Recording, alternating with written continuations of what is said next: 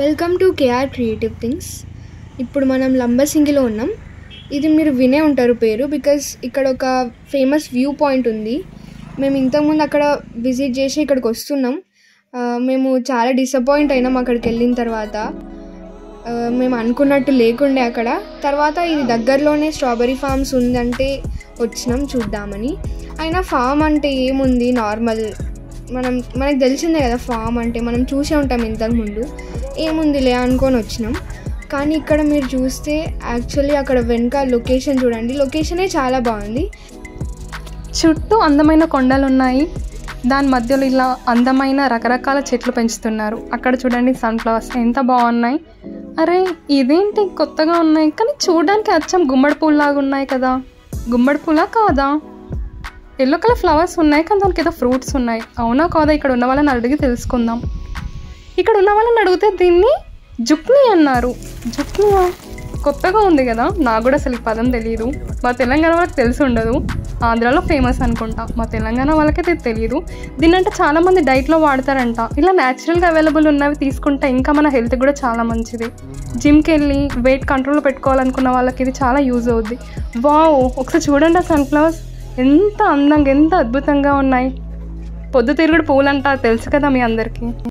చుట్టూ అందమైన కొండలు, మధ్యలో ఇంత అద్భుతమైన అందమైన పువ్వులు. ఒకసారి ఊహించుకోండి ఎంత కనుల విందులుగా ఉంటుందో.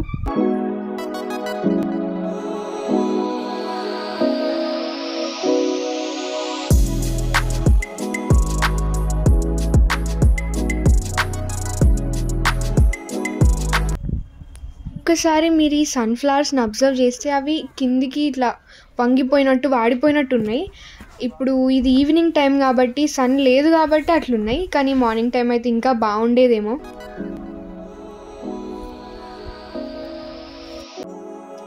ఇక్కడ చూస్తే ఏదో చెట్లను ఇట్లా మల్చింగ్ ద్వారా పెంచుతున్నారు. ఎంత మంచిగా పెంచుతున్నారు అసలు న్యాచురల్గా. ఇవి స్ట్రాబెర్రీ చెట్లు. అసలు లంబసింగిలో ఫేమస్ అంటేనే స్ట్రాబెర్రీ, అది అందరికి తెలిసిన విషయమే. ఇంత న్యాచురల్గా పెంచుతున్నారు కాబట్టి అది మనకి హెల్త్కి ఎంత మంచిదో కూడా తెలుసు. ఎవరైనా ఇంత అందమైన ఫ్రూట్స్ని చూశాక కొనుగోలు చేయకుండా ఉంటారంటారా? చూడండి, ఎండింగ్స్ నెల బంతి పూలు కూడా పెట్టారు. ఎంత బాగుంది కదా, మధ్యలో రెడ్ కలర్ ఫ్రూట్స్ చుట్టూ బంతి పువ్వులు.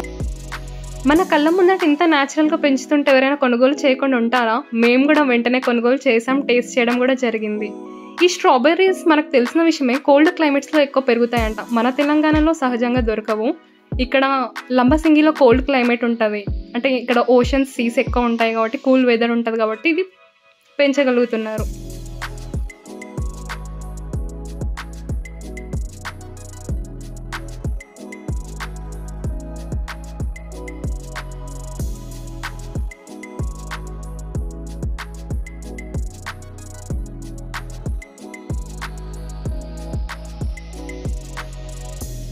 ఇక్కడ మనం మంచి పిక్చర్స్ అండ్ వీడియోస్ తీసుకోవడానికి లొకేషన్ కూడా చాలా బాగుంది. ఇటు సైడ్ ఏమో మంచి సన్ఫ్లవర్ ప్లాంటేషన్ అండ్ అటు సైడ్ స్ట్రాబెర్రీస్ అండ్ అవే కాకుండా వేరే ఫ్రూట్స్ అండ్ వెజిటేబుల్స్ కూడా ఇక్కడ పెంచుతున్నారు. మీరు చూశారు కదా ఇంతకుముందు జుకీని. లంబసింగి వ్యూ పాయింట్ చూడడానికి ఎవరైతే వెళ్తారో వాళ్ళు ఖచ్చితంగా ఈ స్ట్రాబెర్రీ ఫామ్ని అయితే మిస్ అవ్వరు. ఖచ్చితంగా విజిట్ చేసే వెళ్తారు, అంత బాగుంటుంది ఇది.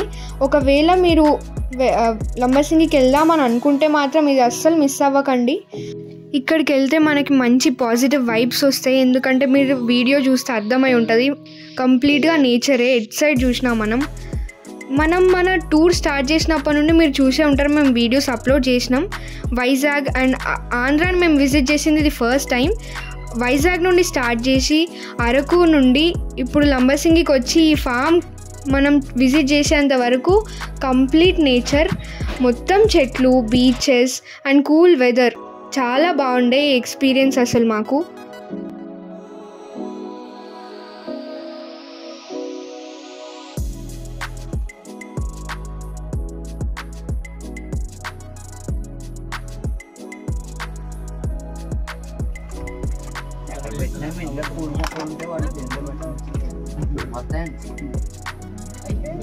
ఇక్కడ టూరిస్ట్ అందరూ కూడా అక్కడ స్ట్రాబెర్రీస్ని కొంటున్నారు.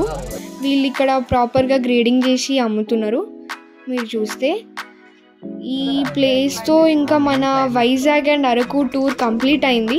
ఇప్పటి వరకు మేము అప్లోడ్ చేసిన వీడియోస్ మీరు చూసి మీకు ఇన్ఫర్మేటివ్ అనిపించి మీరు వెళ్ళినప్పుడు రిఫరెన్స్లా ఉంటాయని అనుకుంటున్నాం. Thank you for watching.